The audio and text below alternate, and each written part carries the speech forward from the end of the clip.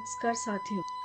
कभी सोचा है अगर पुरानी कहानियों जैसे महाभारत या रामायण आज के एआई के जमाने में लिखी जाती तो कैसी होती।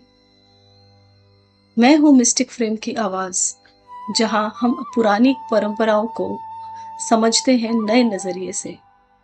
आज हम बात करेंगे mythology meets tech and Gen Z.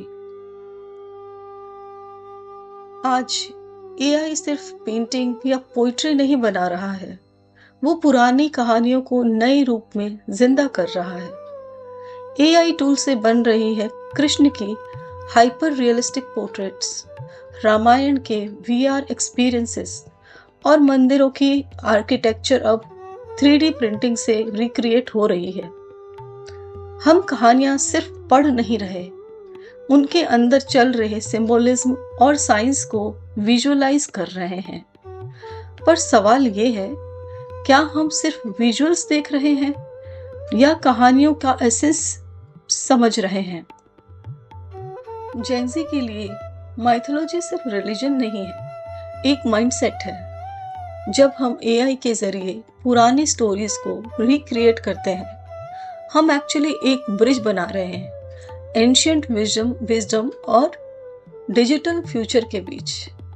ये कहानियां हमें याद दिलाती हैं कि हर युग में टेक्नोलॉजी बदलती है, लेकिन ट्रूथ और वैल्यूज हमेशा सेम रहते हैं। जैसे एक टाइम पर लिखने का टूल कलम था, आज कीबोर्ड है, लेकिन जो लिखा जाता है वो हमेशा सोच और सत्य से ही आता है।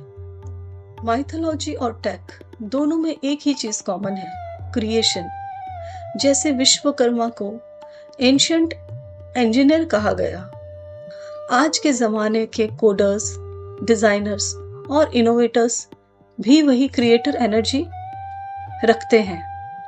शिव का तांडव डिस्ट्रक्शन और क्रिएशन का सिंबल है, एक परफेक्ट मेटाफोर है एआई के लिए भी।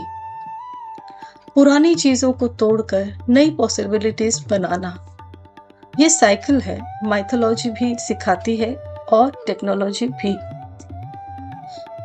तो चाहे एआई कोई डिजिटल देवी बनाए या एक आर्टिस्ट माइथोलॉजी से इंस्पायर्ड पेंटिंग क्रिएट करे, पॉइंट ये नहीं है कि हम पुरानी देवी देवताओं को वर्शिप करें।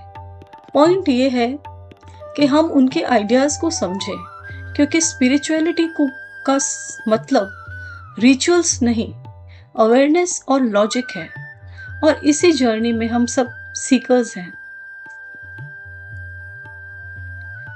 यही है मिस्टिक फ्रेम की यात्रा की शुरुआत, जहां माइथोलॉजी मिलती है लॉजिक से और पुरानी सोच बन जाती है जेंजी की बात। अगर आप हमारी सोच से कनेक्ट करते हैं तो जुड़ जाइए हमारे सफर में और सब्सक्राइब करिए, लाइक करिए।